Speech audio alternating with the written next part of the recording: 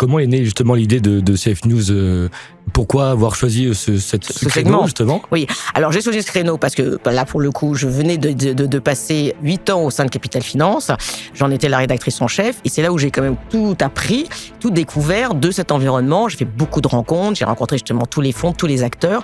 Et j'ai été franchement passionnée par cet univers des entreprises surtout, parce qu'en fait c'est vrai qu'on parle dans le non-côté des entreprises. Et c'est là où je me suis dit ça va forcément se développer, c'est un bon créneau. Et puis ce côté effectivement digital n'existait pas. Bonjour à toutes et à tous, bienvenue dans ce nouvel épisode du podcast Une session presque parfaite. Aujourd'hui, on va rentrer dans les coulisses d'un deal M&A, comprendre comment naissent les informations autour des deals LBO, M&A, immobilier et infrastructure. Et pour ça, j'ai le grand plaisir de recevoir l'incontournable Agathe Zilber, fondatrice de CF News Media, donc un média indépendant autour de l'actualité du M&A, du LBO, l'immobilier et de l'infrastructure. Donc bonjour Agathe. Bonjour Eliade. C'est un grand plaisir de te recevoir dans ce podcast. Pareillement, merci. Et c'est vrai que ça fait longtemps que je voulais t'interviewer parce que ce que tu fais, c'est incroyable. Tu as un super parcours, tu vas nous le raconter. Et on va essayer de comprendre ensemble comment naissent justement toute l'information qui circule autour des deals M&A et auquel je suis un grand fan et qui me permet de vraiment, comme à beaucoup d'acteurs de cet univers, de faire la veille de marché, de comprendre un peu mieux le positionnement des deals et tout ce qui va être valorisation, tout ce qui va être positionnement des secteurs. Bonjour Agathe à nouveau. Est-ce que tu peux te présenter, nous dire un peu ton parcours et ce que tu fais actuellement? Alors merci Eliade. Alors effectivement, tu me fais revenir à quelques temps en arrière. J'ai créé CF News en 2007.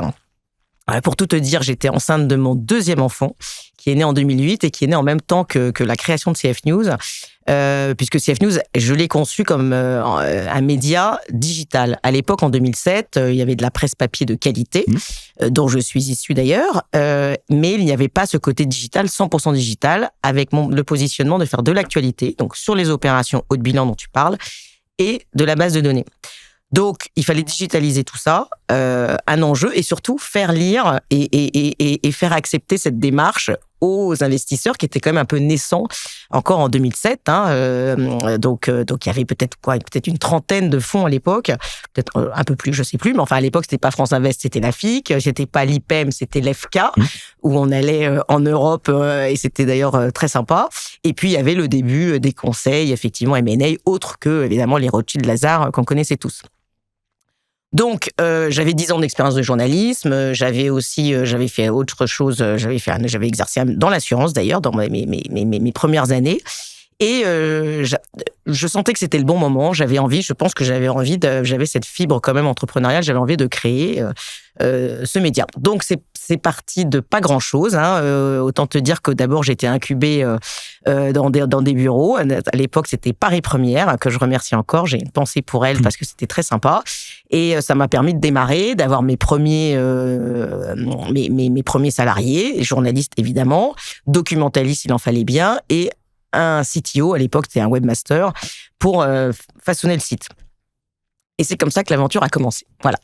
Et comment est née justement l'idée de CF News Pourquoi avoir choisi ce créneau justement? Oui, alors j'ai choisi ce créneau parce que là pour le coup je venais de passer 8 ans au sein de Capital Finance, j'en étais la rédactrice en chef et c'est là où j'ai quand même tout appris, tout découvert de cet environnement. J'ai fait beaucoup de rencontres, j'ai rencontré justement tous les fonds, tous les acteurs. Et j'ai été franchement passionnée par cet univers des entreprises, surtout, parce qu'en fait, c'est vrai qu'on parle dans le non-côté des entreprises. Et c'est là où je me suis dit, ça va forcément se développer, c'est un bon créneau. Et puis ce côté, effectivement, digital n'existait pas. Et vous avez plusieurs verticales maintenant, donc vous avez 3, 4, il me semble. Oui, alors maintenant c'est vrai que CF News, avec ses 17 ans d'âge, s'est développé. Le bébé a, comme mon fils justement, le bébé a 17 ans aujourd'hui. C'est plus le même. Donc aujourd'hui, c'est vrai que depuis maintenant presque 10 ans, on a lancé une verticale sur l'immobilier, Immo B2B. Donc la même chose, les opérations de bilan, hôtels, logistique, immeubles, et ça passionne beaucoup de lecteurs. C'est un magnifique site qui marche très bien. Et puis l'infrastructure qui est un peu plus récente, mais là je pense qu'on est un peu avant-gardiste aussi. Les sujets d'infrastructure sont clés, c'est aussi des nouveaux acteurs, c'est du capital évidemment de beaucoup plus long terme, c'est plus international. Et d'ailleurs on a une équipe plus internationale aussi qui s'en occupe. Voilà. Et le petit dernier, c'est également un studio TV qui nous permet de recevoir en complément aussi des acteurs de cette industrie et de les interviewer de façon évidemment journalistique sur leur actualité, sur ce qu'ils pensent du marché, etc. Donc c'est le complément. Et puis le last but peut-être not least, nous avons fait une acquisition l'année dernière d'un autre média qui s'appelle Satellifax, qui est un très beau média qui existe depuis 30 ans. Son fondateur, Joël Wirzel, est un homme remarquable et extrêmement connu dans le monde de l'audiovisuel et du cinéma. Et donc, ce qui nous a intéressés, c'est que c'est un média également digital et B2B. Parce qu'une de tes questions, j'anticipe, je suis toujours journaliste, donc je fais les questions, les réponses. D'où l'exercice qui est plus difficile pour moi. Voilà. Donc notre modèle, ça a toujours été de l'abonnement, de l'abonnement. Donc c'est ça la vertu, je pense, d'un bon média, c'est qu'on n'est pas dépendant de la publicité. On est très content, on a une offre publicitaire, on a des bandeaux et on est très heureux et on remercie tous nos annonceurs. On a des événements dont on pourra reparler, on a d'autres choses, mais vraiment 85% de notre chiffre d'affaires, c'est l'abonnement. Et depuis 17 ans, on a un taux évidemment de réabonnement exceptionnel. Et j'en profite aussi pour remercier tous nos lecteurs qui j'en suis sûr, vont écouter ce podcast. Ah bah j'en suis certain parce que voilà, moi qui suis vraiment dans le métier banquier d'affaires, c'est vrai que bon, il y a pas une semaine sans que je consulte CF News. Et selon toi justement, Agathe, qu'est-ce qui rend ce média spécifique par rapport à d'autres grands médias que l'on peut connaître, par exemple comme la GFI justement, bien comme sûr. Capital Finance.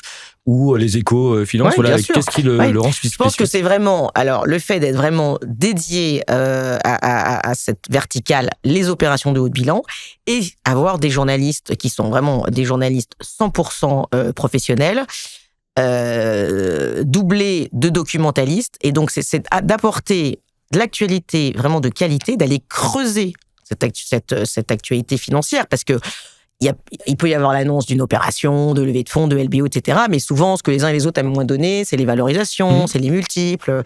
Et ça, nous, nos journalistes, ils sont là pour les trouver. Alors, je vais pas te dire qu'on les a à chaque fois, mais on peut trouver des fourchettes parce que maintenant, en plus, on a justement cette base de données. Donc, on a la chance d'avoir d'autres exemples de deals. On a la chance de connaître extrêmement bien les acteurs, etc. Donc, en faisant tout ce travail, nos journalistes, à chaque fois, apportent de la valeur ajoutée dans la valorisation, dans les multiples, mais pas que. Ils donnent aussi, par exemple, la stratégie. L'entreprise, elle veut encore se développer. Donc, pour vous, les conseils, c'est super intéressant de se dire, tiens, telle entreprise, tu vois, elle veut quand même acheter, elle veut se développer à l'international. On a certainement un dossier à lui apporter. Donc, il y a beaucoup d'informations dans nos articles qu'on ne va pas retrouver dans la presse un peu plus généraliste, parce qu'il y a un manque de temps, parce qu'ils sont pas 100% dédiés à ça. Nous, on est 100% dédiés à ça et on veut donner le meilleur à nos lecteurs et fournir la meilleure data possible. Bah justement, est-ce que tu te considères plutôt comme un média ou plutôt comme une base de données? Parce qu'effectivement, CF News, vous avez une base de données ultra riche, en tous les cas, sur ce segment de marché, que d'autres grands médias n'ont pas. Oui. Alors, tu touches effectivement à une belle évolution. Au départ, moi, j'étais quand même média, même si j'apportais de la data. Et depuis quelques années, très clairement, on se positionne, on se dit médiathèque. On est un médiathèque, c'est-à-dire que vraiment, pour nous, cette capacité à donner de la data et aller même au-delà, puisque maintenant on a des services de type API, donc on plug avec les CRM des entreprises et on a de plus en plus de demandes là-dessus. L'IA, évidemment, c'est quelque chose dont on parlera tout à l'heure. Donc, en fait, on est ce médiathèque et on se positionne ainsi. Actualité, data et fournisseur de services à nos abonnés. Alors, pour bien comprendre justement comment c'est structuré, parce que vous êtes un médiathèque, vous avez une belle plateforme, une base de données, donc j'imagine qu'il faut avoir aussi des compétences en interne pour pouvoir développer ce type de services, de produits. Est-ce que tu peux nous expliquer un peu comment est structuré CF News actuellement par rapport à comprendre un peu mieux l'évolution, justement? Alors, CF News aujourd'hui, c'est quasiment... Alors, on est parti... on était 4-5. Je pense qu'aujourd'hui, donc, on fait x10 avec cette acquisition de Satellifax où ils sont une dizaine et essentiellement des journalistes. Mais du côté CF News, une quarantaine de personnes, dont au moins 15 journalistes. C'est encore une fois, c'est vraiment le critère clé. 15 journalistes dédiés sur les 3 sites, bien sûr. des data analystes, et ça aujourd'hui c'est aussi un métier qui change, qui évolue, parce qu'on a énormément de demandes des uns et des autres pour rajouter même des deals d'il y a 10 ans, où un tel va nous dire, ou toi Eliade, tu vas nous dire, au fait, moi j'étais sur ce deal référencé il y a 3 ans, mais en fait vous aviez oublié de me mettre, donc il faut le mettre. On a énormément de demandes, donc on doit s'organiser. Donc aujourd'hui, c'est quelque chose qu'on est aussi en train de modifier, pour être meilleur, pour être encore meilleur et pouvoir répondre encore mieux aux attentes des uns et des autres. Donc, cette partie data analyst, évidemment une partie CTO très importante, parce qu'on est un médiathèque et il faut faire des développements technologiques d'envergure. Et puis en plus, ne serait-ce que parce on a énormément de data, tu te doutes, sur le site. Donc, il y a des risques... il y a des risques d'explosion, il y a évidemment les risques de piratage. Ouais. Il faut qu'on fasse beaucoup de développement. Donc, on recrute d'ailleurs des développeurs très bons. Et j'ai la chance d'avoir un CTO remarquable qui suit ça d'une main de maître. Donc, aujourd'hui, c'est quasiment 6 personnes à temps plein. Donc, c'est un gros effeffectif. Parce que régulièrement, vous développez des nouvelles fonctionnalités qui référencent tous avoir un peu la palette des deals LBO, comprendre quel segment, le niveau de valorisation. Ouais. C'est L'objectif, c'est que chacun puisse trouver rapidement, je vais avoir tous les LBO dans le secteur de l'aérospatiale défense. Pourquoi pas dans telle région, pourquoi pas dans telle tranche de valorisation ou tranche de chiffre d'affaires. Je veux avoir justement un entrepreneur, une société, un dirigeant qui se dit tiens, moi je voudrais faire des acquisitions dans tel secteur, ou alors qu'est-ce qu'il y aurait comme société dans mes autres secteurs ou dans un autre secteur géographique.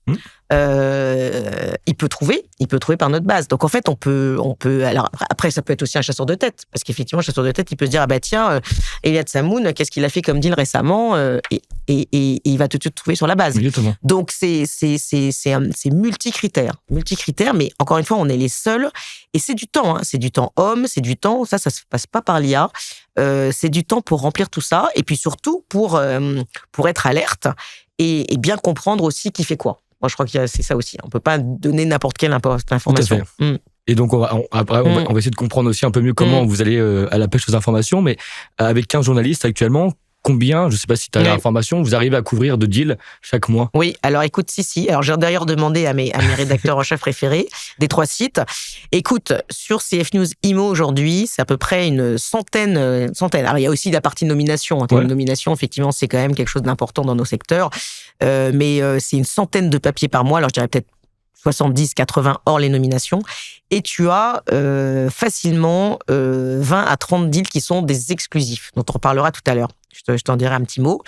CF News, ça doit être une trentaine de deals par semaine, si c'est pas plus, avec pareil, au moins 5-6 scoops par semaine. C'est impressionnant. Oui, ça c'est impressionnant. Non, c'est vrai que j'ai des équipes remarquables, parce que chaque journaliste suit au moins 2 ou 3 deals par jour, et à chaque fois, bien sûr, tout le monde est appelé. Que ce soit la société, que ce soit le dirigeant d'entreprise, que ce soit l'investisseur, tout le monde est appelé. Et on veut savoir plus qu'au départ, la base, c'est-à-dire souvent un communiqué de presse, quoi. En parlant de scoop, tu te souviens, Agathe, quels ont été, ou quel a été le premier scoop que tu as que tu as rédigé? Oui, alors là, tu m'as quand même posé une colle. Tu me poses une colle. J'avoue que non, je ne m'en suis pas, je ne m'en souviens pas. J'en ai quand même sorti un sacré nombre. Je pense que certains qui m'écouteront vont peut-être me le souffler dans l'oreille. 2008, il y avait beaucoup de choses qui bougeaient dans le marché, j'avoue. Et donc, il suffit d'aller sur le site et de voir d'ailleurs les articles que j'ai dû écrire à cette période, et on retrouvera les premiers scoops qu'on a sortis. Est-ce qu'il y a un deal qui t'a quand même marqué plus qu'un autre? Alors là aussi, il y en a quand même beaucoup. Il y a eu beaucoup de spin-off d'équipes, évidemment, et il y a beaucoup de, que ça soit dans les fonds. D'ailleurs, c'est ça qui est d'ailleurs passionnant dans cette industrie. L'industrie du private equity, qui quand même aurait pensé, même il y a 17 ans, qu'on en serait là aujourd'hui, où tout le monde en parle, où quand on parle maintenant d'investissement, ça c'est presque le numéro 1, il faut avoir du private equity dans son portefeuille. C'est quand même exceptionnel. À l'époque, c'était limité aux LPs et c'était extrêmement confidentiel. Tout à fait. Donc cette démocratisation, dans le bon sens du terme, de cette classe d'actifs, parce que finalement, ça revient à se dire, il faut investir dans nos sociétés. Pourquoi est-ce que ça serait réservé à certains investisseurs institutionnels pour nos retraites, et pourquoi pas chacun voudrait contribuer à investir dans des sociétés. Moi, je trouve que c'est plutôt intéressant comme démarche, plutôt que d'aller vers les sociétés cotées, voilà, il y en a d'ailleurs de moins en moins, donc surtout en France. Donc, alors qu'il y a une palette de PME extraordinaires. Et c'est vrai que le rôle des investisseurs, c'est quand même de sélectionner les meilleurs. J'ai écouté le podcast d'Alexandra de Raise que tu as reçu juste avant moi, et c'est vrai que c'était bien ce qu'elle disait. Ils sont là pour sélectionner les meilleures entreprises et celles qui vont encore devenir meilleures et les aider à devenir meilleures. Donc c'est quand même intéressant que chacun, et même maintenant aujourd'hui à tout type de contribution possible, puisse participer à ce mouvement-là. Mais j'ai peut-être biaisé un petit peu ta question, non, en fait. Non, c'était très bien. Ça. D'accord. Et ce qui rend impressionnant, effectivement, Safe News Media, c'est le fait que vous arrivez à couvrir un nombre incroyable de deals. Oui. Alors, la question qui je pense, qui va intéresser beaucoup de monde, c'est comment, concrètement, vous arrivez à être au courant des deals, parfois avant même qu'ils sortent.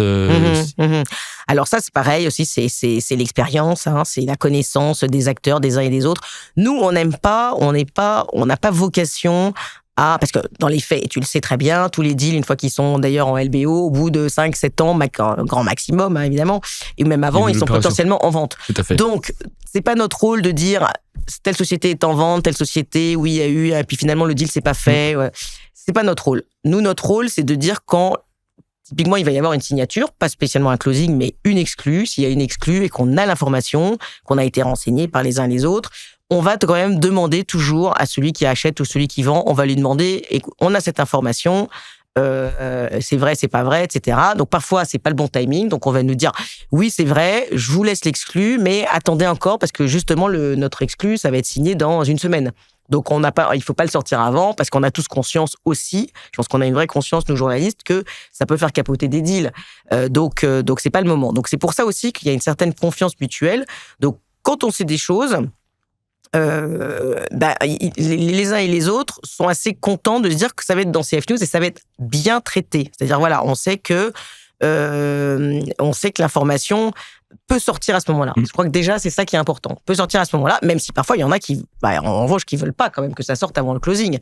Donc là, si on a une information et que les uns disent, non, j'ai pas spécialement envie, là, bon, si on sait, on va quand même la sortir. On va quand même sortir l'information. Mais on va prévenir. Voilà. C'est un peu ça notre positionnement. Et donc, en parlant de confiance et de réputation, est-ce que tu sens que maintenant, ce sont plutôt les fonds, les conseils qui vous contactent en premier pour vous dire, voilà, on a fait tel deal, ou c'est plutôt toujours dans la démarche première, c'est-à-dire envoyer les journalistes sur le terrain? Non.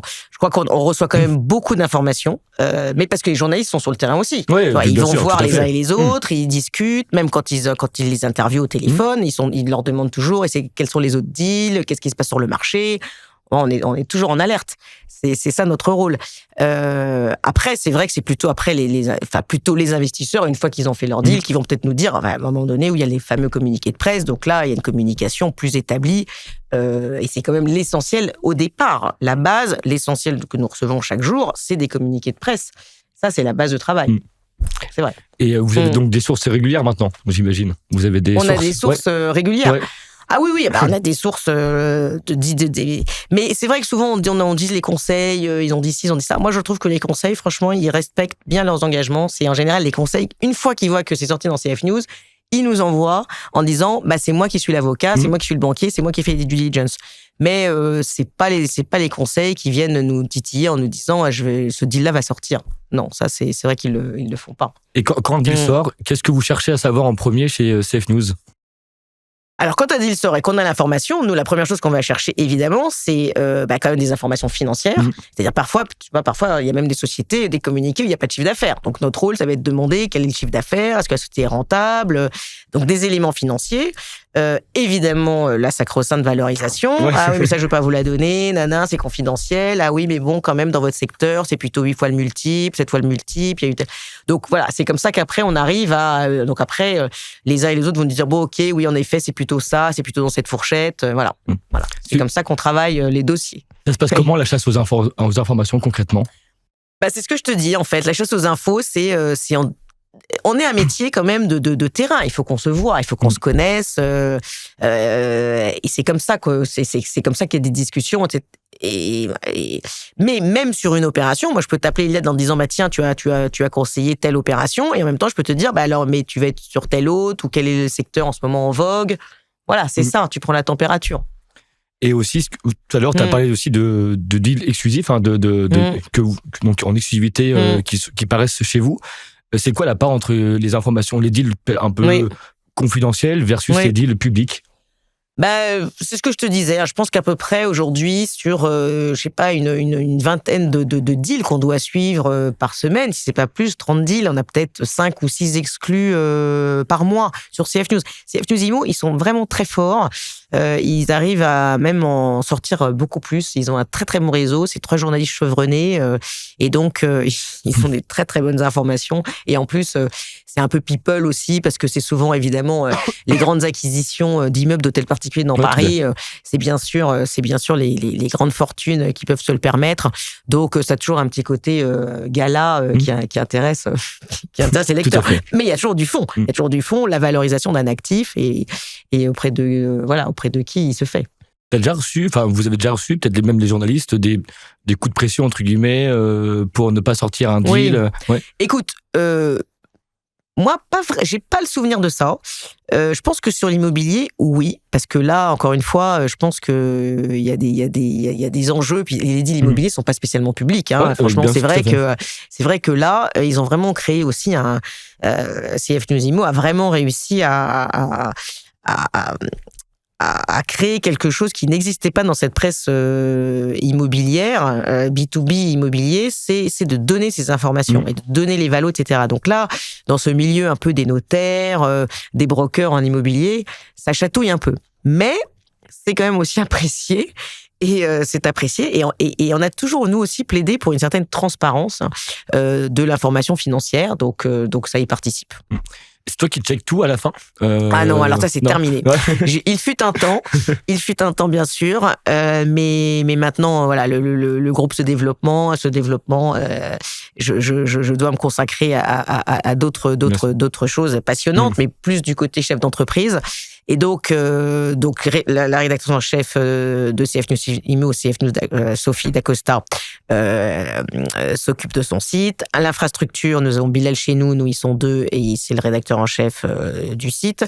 Et sur CF News, qui est quand même le paquebot et le navire amiral encore, c'est Aurore Barlier qui est la rédactrice en chef adjointe. Donc je regarde bien sûr, je continue à lire certains articles, mais pas tout.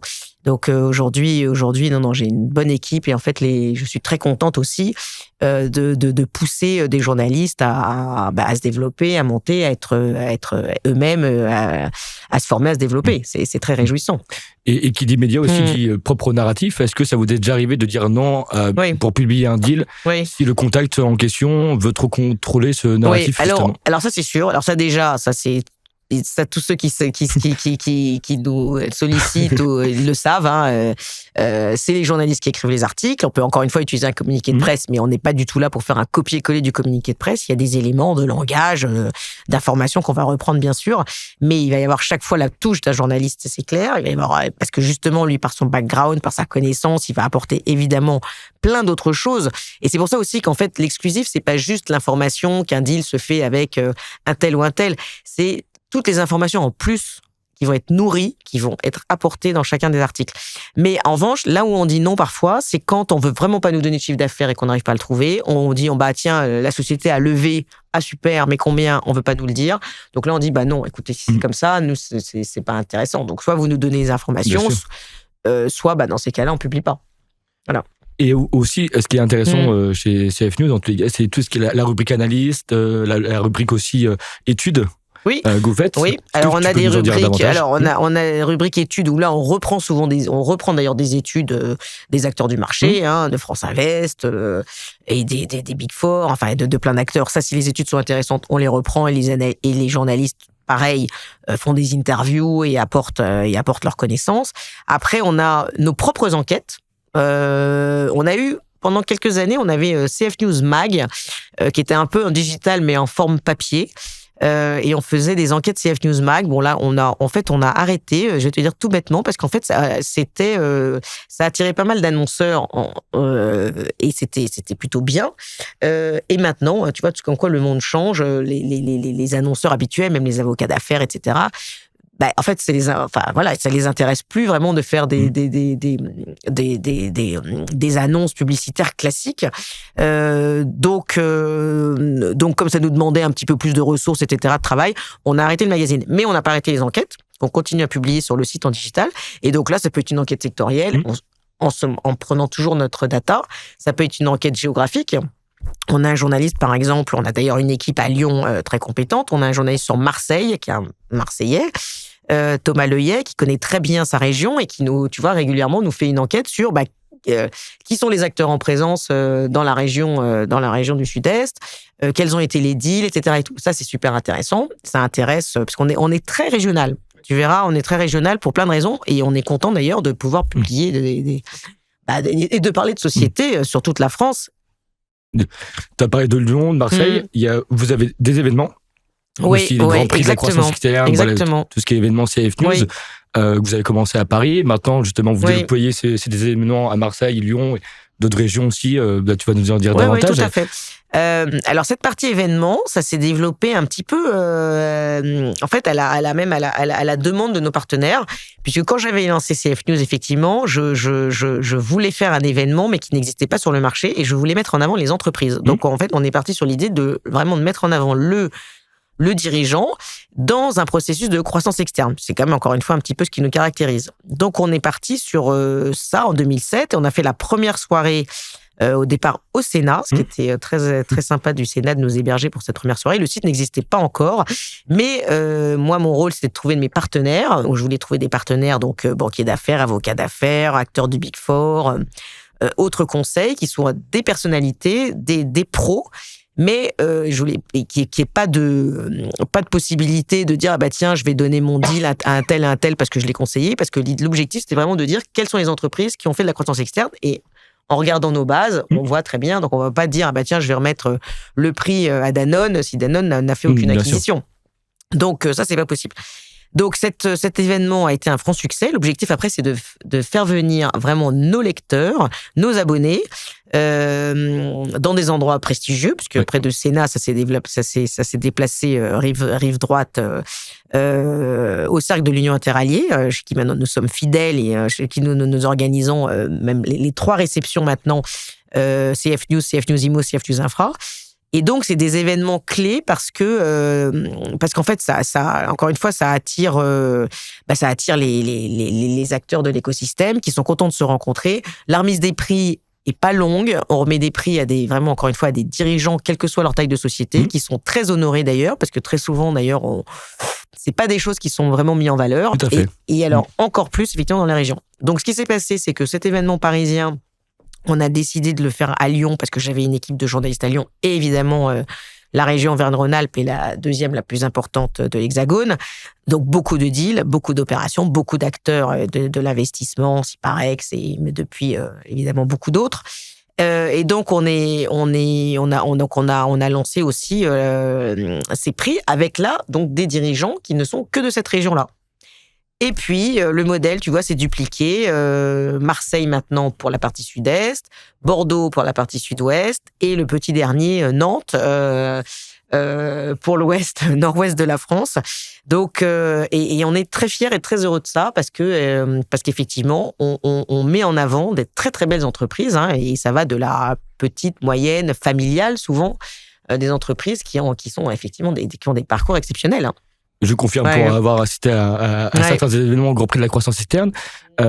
Pour les gens qui nous écoutent, sur quels critères vous vous basez pour remettre justement un prix de... Alors, comme je disais, donc maintenant, effectivement, nos partenaires professionnels se réunissent et on part sur les datas de CF News et on dit, voilà, sur l'année écoulée, dans la région nantaise, dans cette région-là, dans la région de l'Ouest, qu'est-ce qu'il y a eu comme deal les plus marquants, et encore une fois, dans les différentes tailles de chiffre d'affaires. Et on voit les entreprises qui ont fait parfois, ça peut être une acquisition stratégique, et puis parfois, ça peut être une multitude de petites acquisitions. Et c'est comme ça, en fait. C'est comme ça, en général, qu'on définit les lauréats. Donc, c'est un par an, c'est ça, un par an et par région. Oui, c'est ça. Ouais. C'est un par an par région. Ouais, c'est ça. Et le prochain, alors la prochaine, là, avec l'été qui s'annonce, la prochaine soirée sera notre soirée nantaise. Ah, Nantes, très bien. Tout à fait. Ce sera notre soirée nantaise, au mois, je ne dis pas de bêtises, au mois d'octobre. Donc, c'est possible encore pour les personnes qui vont nous écouter de s'inscrire et de participer à l'événement. C'est tout à fait possible. En tout cas, et d'ailleurs, une autre soirée aussi, sur laquelle effectivement très importante aussi, qui a lieu à Paris. Ça, c'est la soirée dédiée, ça pourrait t'intéresser, Eliade, c'est la soirée dédiée là aux acteurs de la tech. Là, on a une soirée, parce que En fait, évidemment, la tech, les entreprises de la tech, il y en a partout, il y en a dans tous les secteurs. C'est évidemment notre avenir, hein, c'est évidemment ce qui se joue aujourd'hui. Et donc, on a décidé déjà, il y a maintenant un certain nombre d'années, de dédier un événement pour ces soirées de la tech. Donc là, on va remettre un prix à le meilleur amorçage, le meilleur premier tour, le meilleur second tour, le LBO Tech, la meilleure sortie tech. Et là, on a que des acteurs de la tech. Et ça, c'est sympa parce que c'est quand même finalement un public différent, malgré tout. C'est des conseils différents, c'est des investisseurs différents, c'est des dirigeants différents. Donc là, tu vois, en plus, le dirigeant de la tech, il va pas venir à l'Interallié où il doit avoir un beau costume comme le tien. Voilà. Et alors que là, on le fait au Cirque d'Aumale, qui est un très, très, très, très, très bel endroit, mais on peut venir plus décontracté. Oui, parce que vous couvrez à la fois les startups jusqu'aux ETI. Donc, vous avez au final un public très large. Très large. Exactement. Et c'est ce qu'on souhaite. Je voudrais revenir d'ailleurs sur l'exclusivité de certains de vos deals. Est-ce que toi, c'est déjà arrivé d'avoir un deal exclusif et de voir un autre média en fait le publier? Alors oui, ça malheureusement, ça arrive. On est parfois plusieurs à avoir les mêmes sources aussi. Hein. Il faut reconnaître aussi des talents à nos collègues, bien sûr, à nos confrères. Et donc parfois, ils... Et puis alors bon, nous encore une fois, comme je te le disais, on attend toujours quand même le go. Si on n'a pas le go, on le fait pas. Et puis parfois, nos confrères, eux, ils ont pas la même, ils sont pas aussi exigeants que nous sur ce point de vue-là, parce que leur angle rédactionnel n'est pas tout à fait le même. Et donc parfois, ils sortent les informations qui sont vraies, mais donc un petit peu avant nous, parce qu'ils n'ont pas encore eu tout à fait le go que nous on attendait. Et aussi, qui dit publication, dit fiabilité des informations. Donc, vos sources, elles sont extrêmement fiables dès lors qu'elles sortent. Comment vous faites justement pour avoir la validité de chacun? Parce qu'il y a les conseils, les fonds, et aussi le dirigeant qui parfois, j'imagine, par confidentialité, ne veut pas forcément communiquer. Oui, tout à fait. Alors, écoute, on recoupe, on essaie de parler aux uns et aux autres. Et puis, quand il y en a un qui veut effectivement pas te donner l'information, si on l'a par un autre, on va lui dire, vous savez, on a eu l'information. Donc, voilà. Parfois, on fait quelques mécontents, c'est sûr. Donc, ça peut prendre combien de temps en moyenne pour enquêter sur un deal et le publier? Écoute, on est quand même très rapide, parce que quand on reçoit un communiqué de presse le matin, en général, dans l'après-midi, tu vois, on va écrire le papier. Ouais.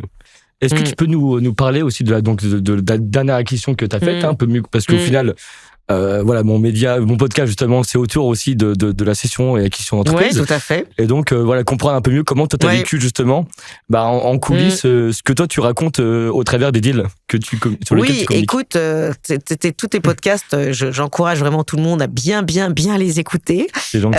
Parce qu'il y a plein de conseils utiles, et c'est vrai que quand on est confronté à une acquisition, en fait, on se rend pas compte de ce qui nous arrive, hein. Et en fait, c'est vrai que d'abord, c'est extrêmement prenant. Donc, par rapport à son quotidien, qui est déjà pour un dirigeant d'entreprise, en général, on a déjà peu de bande passante.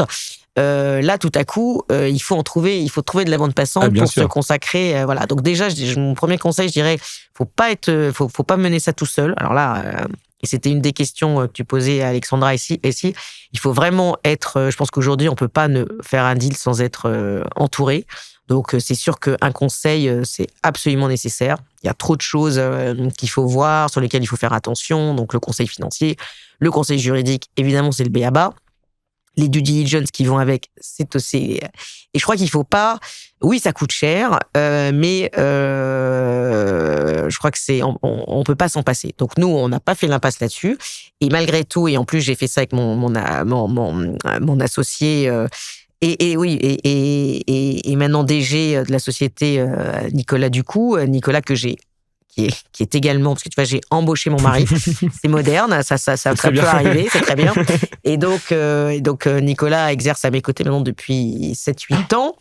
Et il était au départ là pour structurer notre équipe commerciale, structurer un certain nombre de process, etc.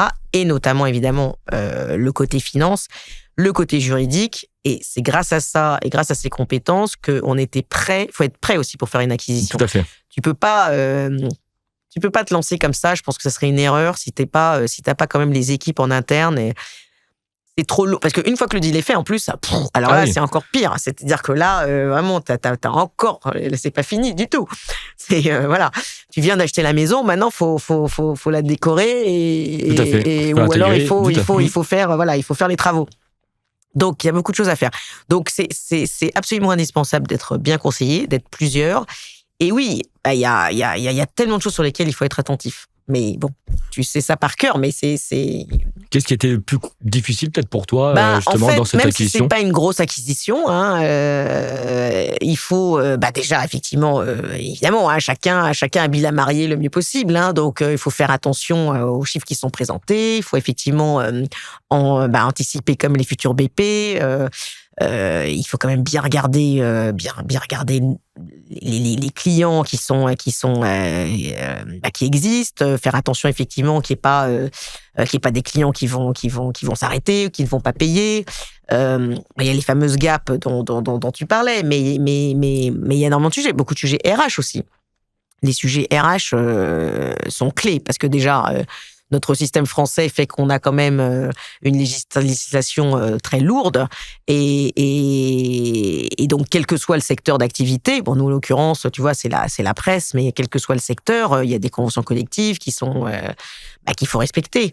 Donc faire une acquisition quand tu achètes en l'occurrence un média, nous dans notre secteur acheter un média c'est aussi être avec des journalistes où il y a des clauses particulières. En cas justement de cession, c'est très protégé, donc il faut anticiper tout ça. Tout ça, ça se calcule, ça s'anticipe, et évidemment, ça doit être prévu avant de faire une signature. Et donc, c'est quoi les objectifs pour toi actuellement pour CF News et pour justement ce nouveau média que tu as acheté? Nos objectifs, c'est vraiment aujourd'hui, tu vois, donc CF News Media Group, c'est comme je te dis, c'est 3 sites plus CF News TV. Alors je suis quand même très très fier de aujourd'hui de ce positionnement. C'est 40 personnes plus donc Satellifax une dizaine de personnes. Les 2 sites font à peu près 8 millions de chiffre d'affaires. CF News, 6 millions de chiffre d'affaires, rentable depuis toujours d'ailleurs. Une croissance régulière à 2 chiffres, mais une croissance, voilà. Et on est très fiers aussi de dire qu'on a nous, notre politique depuis un moment d'ailleurs, enfin depuis qu'on peut se le permettre, hein, parce que je dirais pas au début, évidemment, il fallait quand même pouvoir épayer tout le monde et se développer.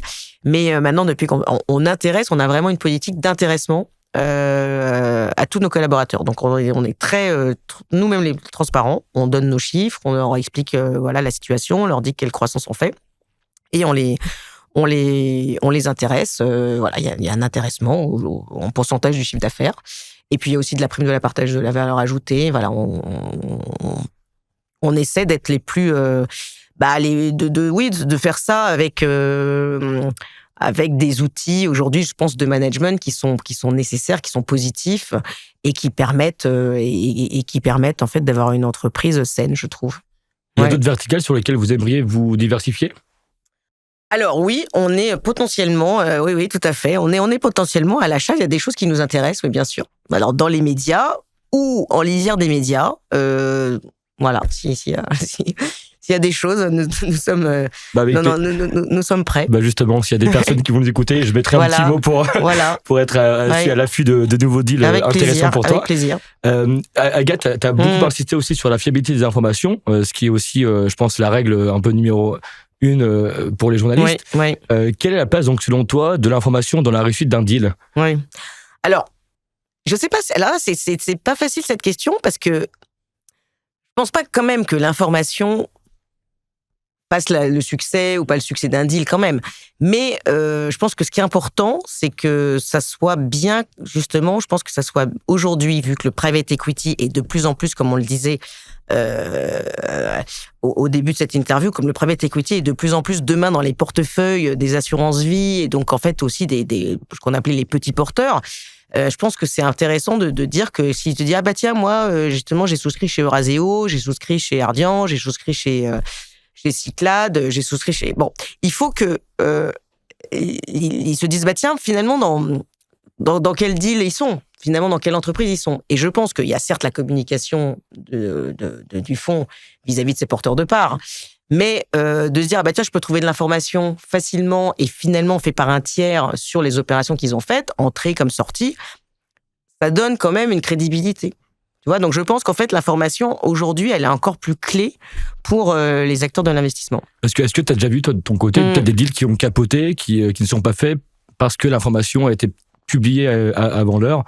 Pas forcément oui, écoute, mais d'autres médias qui... Oui, Franchement, je sais pas si des deals ça serait malheureux, n'ont pas été jusqu'au bout à cause de ça. Je ne pense pas.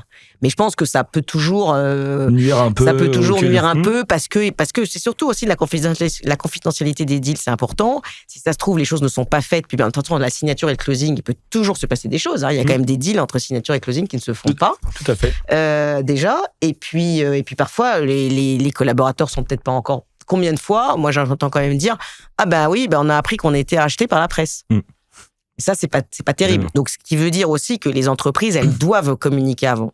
Et elles doivent être prêtes. Si tout à coup il y a une fuite, il faut être prêt à dire oui, on a fait cette acquisition, on a fait cette cession. Parce que c'est vrai que c'est un sujet ensuite vis-à-vis de ses collaborateurs, c'est pas bien. Comment tu vois l'avenir de l'information M&A, private equity, dans un monde où l'intelligence artificielle aussi avance à très très grand pas? Alors, l'importance de cette information, ça j'en suis convaincue, elle est clé pour encore une fois tous les acteurs de l'investissement, mais aussi pour toutes les sociétés, voir qui achète qui, auprès de qui. C'est des données stratégiques pour chaque société. Elle a été achetée par combien par son concurrent, etc. Donc d'ailleurs, toutes les sociétés qui veulent faire des acquisitions, je leur ouvre les bras, je leur tends les bras pour leur dire de devenir lecteurs et utilisateurs de nos datas. On a des tarifs en plus pour tout type de catégories de sociétés et notamment pour les sociétés, on a un tarif évidemment à part. Mais ceci étant dit, alors oui, je pense que l'IA aujourd'hui, il faut vraiment pour nous, évidemment, c'est un sujet absolument clé, l'IA. Nous, ce qu'on veut, c'est utiliser l'IA pour apporter encore plus de capacités de traitement, de capacités d'analyse à nos lecteurs, qu'ils puissent de plus en plus vite trouver les informations et la data qu'ils veulent par notre biais.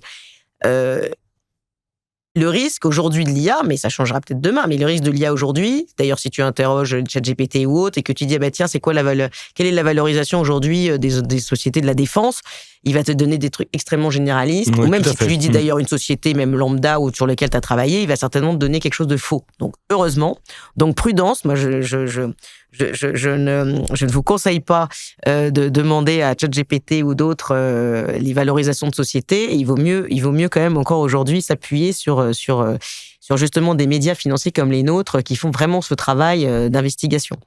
Et qu'est-ce qui fait votre réussite, selon toi, Agathe ?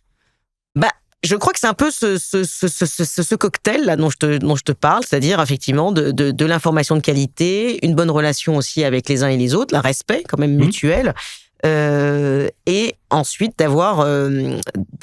d'affiner nos critères de data et d'analyse en fonction, parce que tu vois, depuis 17 ans, quand avant, tu vois, je sais pas, Apax, 3i, LBO France, enfin tous les fonds de l'époque, Lydia, peut-être qu'ils avaient 4-5 véhicules. Maintenant, ils ont 50 véhicules. Pour les plus grosses, les plus grosses plateformes, etc. Et nous, tu vois, tous les véhicules vont être référencés chez nous. Et son l'article 8, l'article 9, avec ces sujets très importants de classement.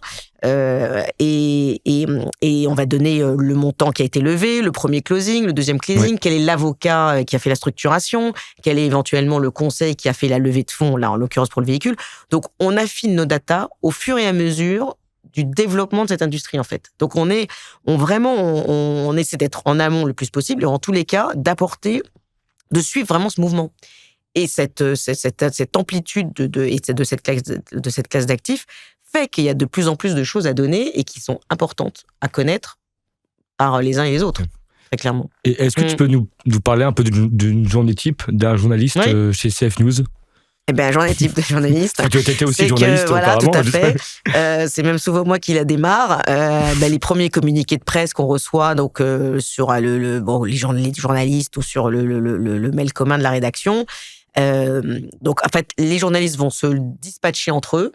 C'est ça qui est fortiche, en fonction du secteur, de la région, du temps aussi, etc. Parce que chacun est capable de tout suivre. Mais par exemple, on a une rédac tech. Baptiste Rubat, qui est là maintenant depuis très longtemps à mes côtés. C'est le rédacteur en chef de la partie tech. C'est aujourd'hui 4 journalistes. Donc, ils vont traiter aussi bien de la levée de fonds, encore de l'amorçage d'une boîte de tech, aussi bien que, tu vois, là, le dernier fonds de Raseo, Growth, qui vient de se faire son premier closing à 675 millions d'euros, à quelque chose d'assez colossal. Donc, en fonction de ça, ils vont se répartir les papiers. Après, évidemment, on est bien organisé avec notre équipe de data qui va prendre le relais, qui va créer le nouveau véhicule, qui va créer la nouvelle personne. Il y a aussi toutes les nominations. Un tel est passé chez un tel. Donc, en fait, c'est toute une gymnastique, mais c'est quand même assez fluide. C'est assez fluide. Et donc, écoute, tout au long de la journée, après, les journalistes font leurs interviews, écrivent leurs papiers.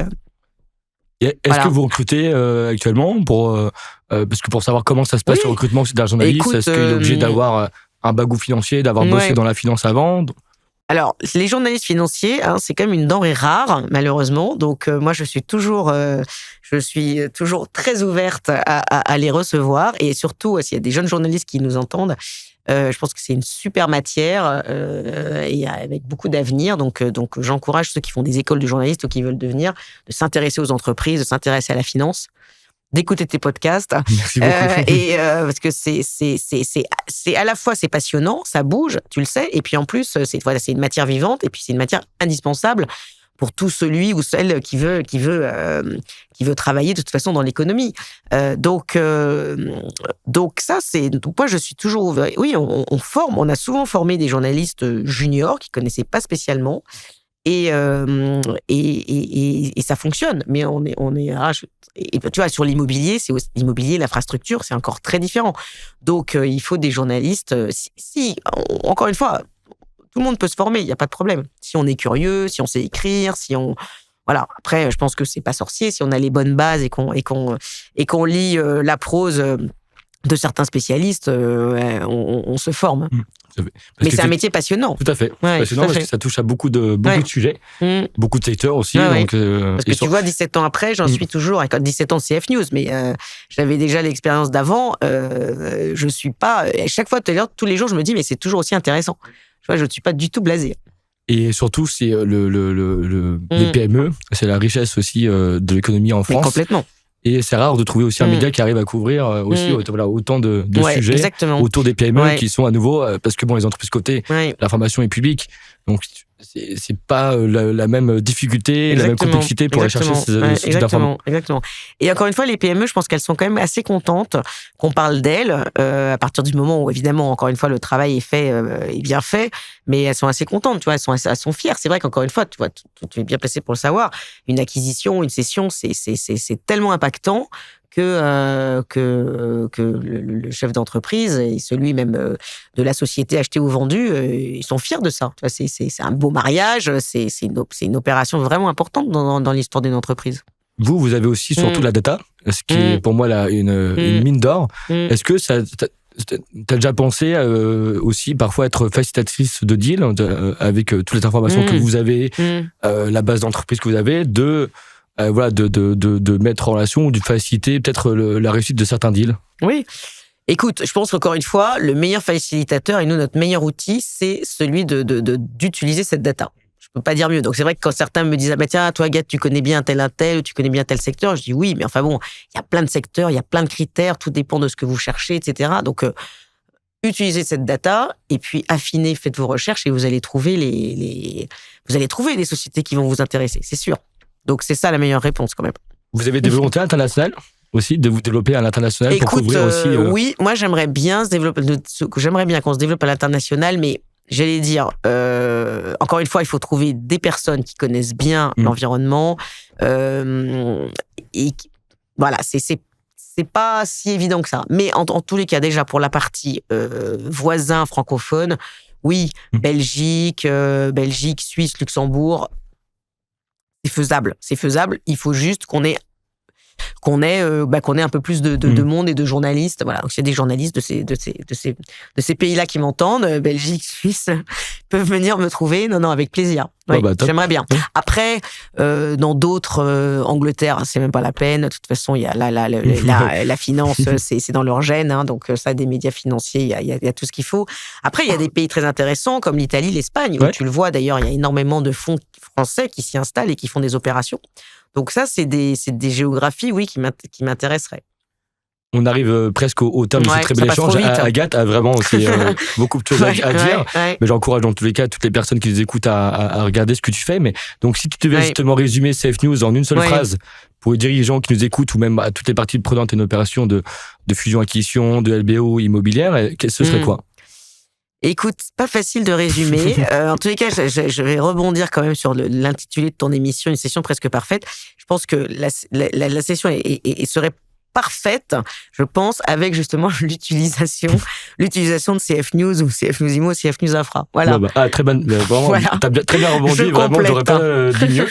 Je te laisse maintenant la parole pour clôturer aussi cet échange, nous dire est-ce qu'il y a des choses que tu aimerais aussi dire, des questions que je n'ai pas posées? Oui. Écoute, qu'est-ce que je pourrais dire de plus? C'est vrai qu'on a fait le tour de pas mal de questions. Te dire qu'encore une fois, c'est une expérience formidable que je vis maintenant depuis 17 ans, parce qu'être un média, tu vois, autonome et indépendant aujourd'hui, c'est pas évident, puisque la plupart des médias sont détenus par des grands capitaines d'industrie. Donc on est très content, nous, d'avoir cette c'est aussi une aisance, hein, c'est aussi ça aussi qui nous donne les moyens d'être agile, de nous développer, de développer le maximum de services. Peut-être un mot aussi, parce que en fait, c'est vrai qu'on n'a peut-être pas parlé de certaines autres choses, c'est pas bien dit, mais autres services qu'on met à disposition. Oui. On a par exemple, alors ça en plus parce que j'en suis quand même assez, j'aime bien cet annuaire, il va fêter ses 10 ans. On a été les premiers à lancer l'annuaire ESG des fonds d'investissement. Parce que comme tu le sais, les fonds, et Alexandra en parlait, Alexandra de Reis qui en parlait sur les fonds qui ont quasiment tous maintenant une politique ESG. Tout à fait. Et ça, c'est vraiment très bien. Et nous, on a été les premiers à leur dire, nous, justement, encore une fois, sous couvert d'un média objectif, on va vous faire une fiche synthétique de ce que vous réalisez dans l'ESG. Et puis l'ESG en 10 ans a énormément évolué, et donc maintenant on va parler du climat, et puis pour les fonds retail, c'est extrêmement important aussi de savoir ce qu'on fait. Donc cet annuaire, on le publie chaque année. Alors pour le coup, il est en accès libre pour tous ceux qui veulent consulter et voir des fiches synthétiques de ce que font les fonds en matière d'ESG. Alors on vient de le renommer, on a nommé ça maintenant l'annuaire Funds and Future. Mais je pense que ça aussi c'est une bonne image de ce qu'on peut apporter à nos lecteurs, utilisateurs, et tu vas donner toujours plus d'informations sur là en l'occurrence ce que font les fonds, parce que encore une fois, quelqu'un, par exemple, qui va être dans un process et qu'on va lui présenter 4-5 fonds, ça se trouve, il ne connaît pas très bien les différences. Sur un média comme le nôtre, il va pouvoir voir un peu son background d'opération, évidemment. Il va voir effectivement ce qu'il fait dans la partie ESG. Et ça, c'est des plus. C'est vraiment des plus pour se décider et avoir, encore une fois, consulté une information transparente et de qualité. Voilà, peut-être le mot de la fin. Et ce serait quoi les prochaines étapes là? Est-ce que si tu as justement des nouvelles fonctionnalités que tu vas sortir, sur lesquelles tu vas communiquer, est-ce que ce serait quoi les On a toujours des choses dans le pipeline, ça c'est sûr. Oui, notre API qui est vraiment un magnifique produit aujourd'hui qui permet en fait d'aller plus vite dans la partie extraction, puisqu'en fait, c'est ça qu'on propose.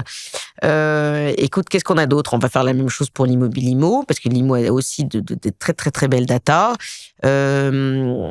Écoute, on a plein de choses dans le pipeline, mais il faudra que je revienne pour t'en parler. Avec grand plaisir, et en tous les cas, je vous recommande toutes et tous de contacter Agathe ou de voir ce qu'elle fait, aussi surtout de regarder Safe News Media, parce que, à nouveau, moi, en tant qu'utilisateur, lecteur, je dirais même presque quotidien. C'est vrai. Vraiment, je reconnais la richesse des informations que vous publiez et surtout la qualité et le nombre de deals. C'est vrai que même moi, la première chose que je fais, que je vais quand je fais aussi même ma prospection, je regarde déjà si je nomme ma société et je mets Safe News pour regarder si l'opération, s'il y a déjà une opération, pour pas que je contacte la personne aussi parfois pour rien entre guillemets, ou je suis en décalage. Donc c'est vraiment devenu un automatisme, et c'est vrai que vous avez la plupart des deals, c'est vous qui les avez couverts, donc bravo. Écoute, merci Eliade, on continue, et puis un grand merci à toi, et puis c'est aussi l'occasion effectivement de saluer et de remercier toutes les équipes de CF News, parce que c'est un travail collectif, sinon ça ne fonctionnerait pas. Voilà. Bravo Agathe, en tous les cas, pour ton parcours incroyable, et je souhaite longue vie à CF News Media. C'est très gentil, pour toutes les prochaines étapes de développement, et en tous les cas, on se dit à très vite, nous concernant. Avec plaisir. Merci à toi. Merci Eliade.